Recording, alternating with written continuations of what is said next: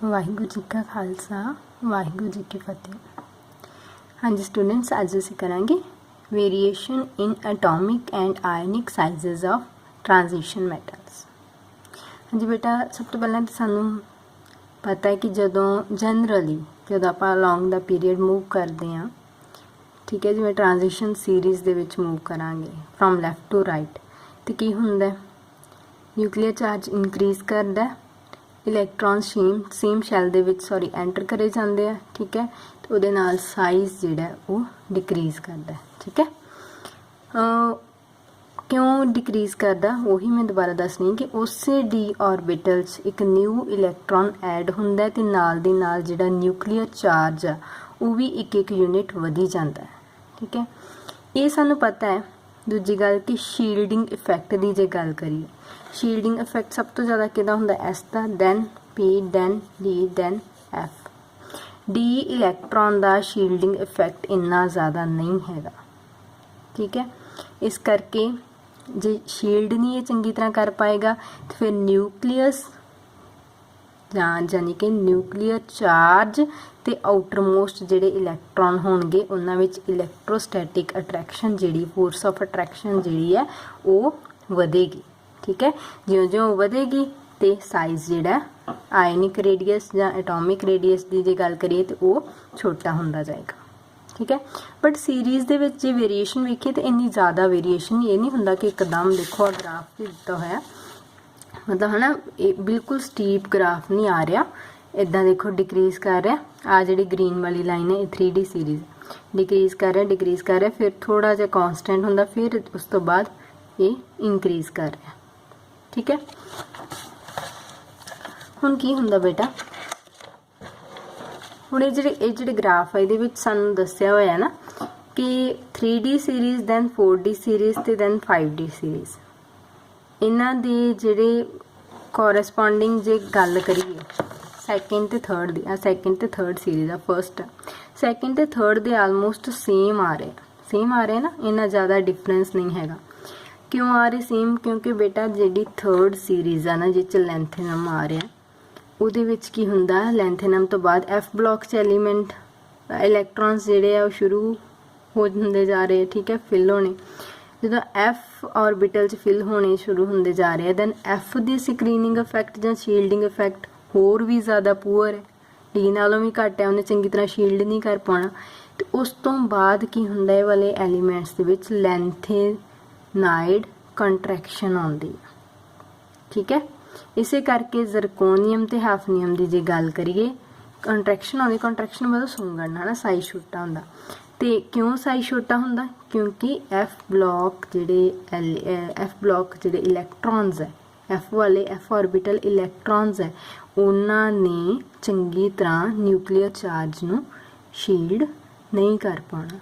जे नहीं कर पाएंगे न्यूक्लियस दी ते बाहरले इलैक्ट्रॉन्स की आपस जिहड़ी अट्रैक्शन वो वध जाएगी, वधन दा करके की हुंदा कि साइज़ जिहड़ा वो की होएगा, होना तो डिक्रीज़ या, बट इन्हां दो सीरीज़ च कोई खास होना की चाहिए सी।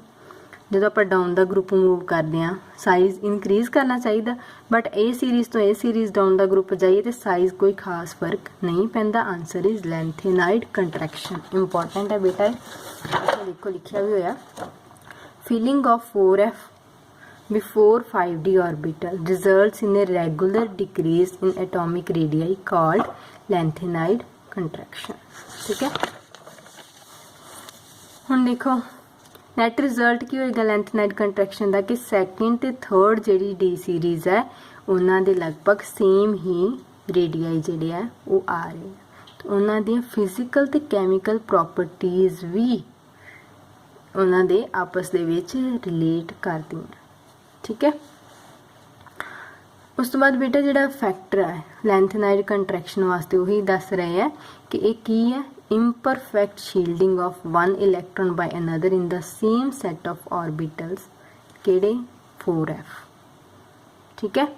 4f एक इलैक्ट्रॉन ने 4f दे इलैक्ट्रॉन आने तीजे च 14 आने हैं, ठीक है, उस तो बाद ही 5D च भरे जाने हैं। तो शील्डिंग जिहड़ी एक 4f इलैक्ट्रॉन की दूजे द्वारा जिहड़ी कीती जांदी वो लैस हुंदी है, डी दे नालों, ये तो सानू पता ही है, ठीक है।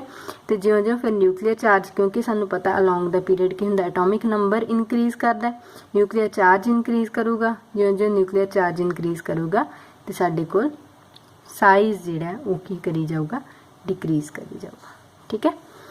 तो मैटैलिक रेडियस, ये भी जनरली मैटैलिक रेडियस की गल करिए तो एटॉमिक मास की गल करिए, हुण देखो सानू पता डेंसिटी का फार्मूला की हुंदा मास बाय वॉल्यूम, तो वॉल्यूम आपां वॉल्यूम दे विच जिवें 4πr क्यूब जां 4/3πr स्केयर जो भी आपां लैना, ठीक है, स्फीयर दा मान के, तो उहदे विच आर दी वैल्यू आउंदी है, रेडियस की वैल्यू आउंदी है ना, रेडियस मतलब उहदा साइज, ठीक है।